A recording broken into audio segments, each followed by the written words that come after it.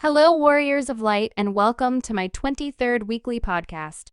Today, I will be going over the ongoing Mountain Dew Dawn Trail campaign, the Fall Guys collaboration event, the Breaking Brick Mountain event, Part 2 of the 2024 Mughal Treasure Trove event, the Japan Expo in Paris, the new European and North American servers, and briefly over Dawn Trail pre-ordering and the ongoing Yokai Watch event.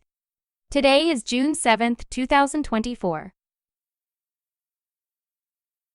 So, Mountain Dew and Final Fantasy XIV have partnered up to celebrate the arrival of Dawn Trail with new in-real-life items and in-game items.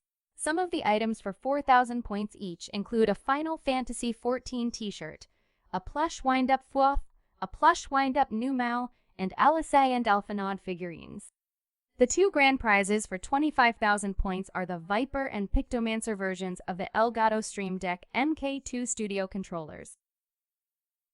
So, for the in-game items, it's 600 points for the Mountain Zoo mount, and 200 points for the metallic orange, green, and blue dyes. Players can receive points by buying Mountain Dew products that have the Unlock Gaming rewards on the label and entering an unexpired code found underneath the bottle cap on the Mountain Dew Dawn Trail promotional website. This will be a great opportunity for players to get rare items for the Dawn Trail expansion. Next, the Fall Guys collaboration event has already started. Players can join a Blunderville show and win numerous in-game items, including the Gentle Bean gear, the Rise mount, 3 different Framers kits, Blunderville furnishings, and both the Pink Bean and Penguin minions.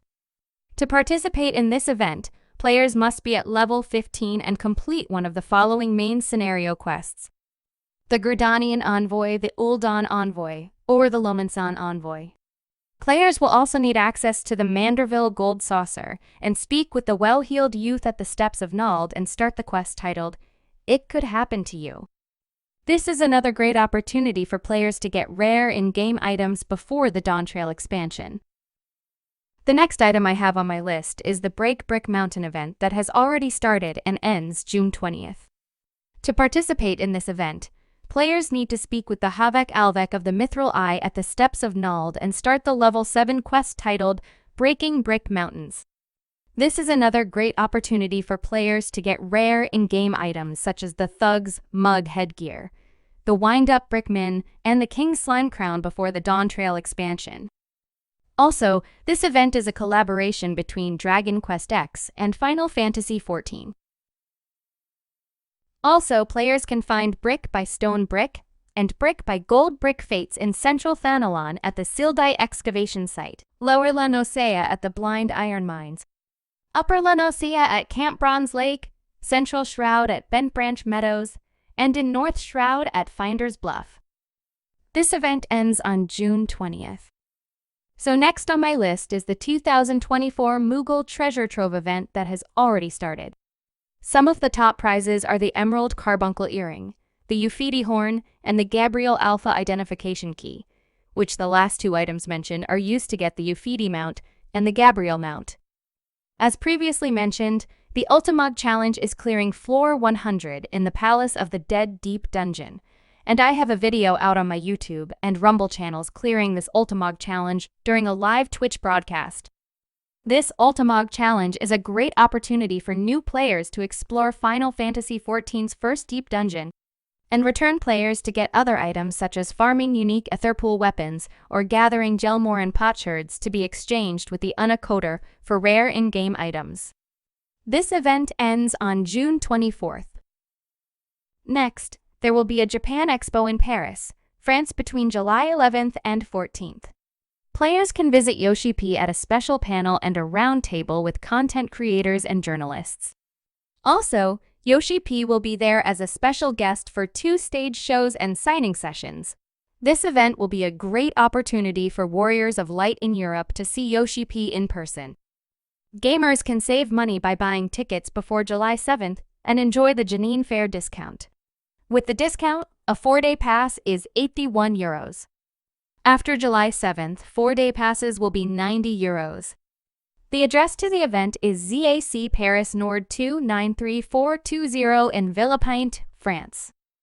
So moving on to my next to last topic on my list, There are new servers being added to both the European and North American data centers.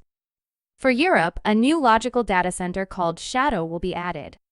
3 new worlds or servers will be added called Innocence, Pixie, and Titania. And for North American gamers, the Dynamis data center will be adding 4 new worlds called Cuchulainn, Golem, Kraken, and Rafflesia. As already recommended, these new additions will be a great opportunity for players to get new housing and plan for new monster trains on these servers. Lastly, I'll finish up with Dawntrail pre-ordering and the Yokai Watch event. With Dawntrail pre-ordering, gamers will receive early access and can receive 2 in-game bonus items: the Wind-Up Zidane minion and Azima's earrings.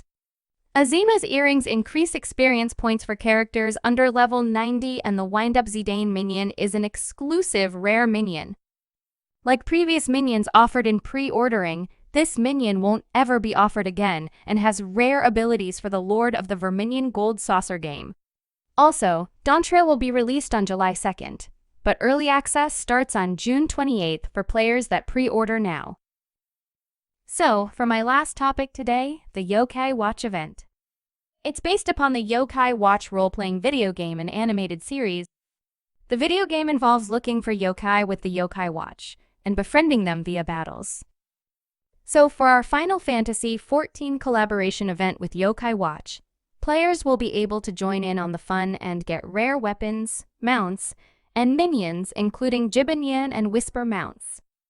To participate in this event, players will need to visit the Poor-Heeled Youth at the Steps of Ulda and begin the quest titled A Complete Game Changer. To begin this quest, players must have a level 15 character and complete one of the main scenario quests titled the Gridanian Envoy, the Uldan Envoy, or the Lomansan Envoy. After completing the questline, players will obtain a Yokai Watch and Yokai Medallion that can be later used to gather Yokai medals from Fates in Stormblood and Heavensward areas. Also, players can farm medals in La Nosea, the Black Shroud, and Thanalan.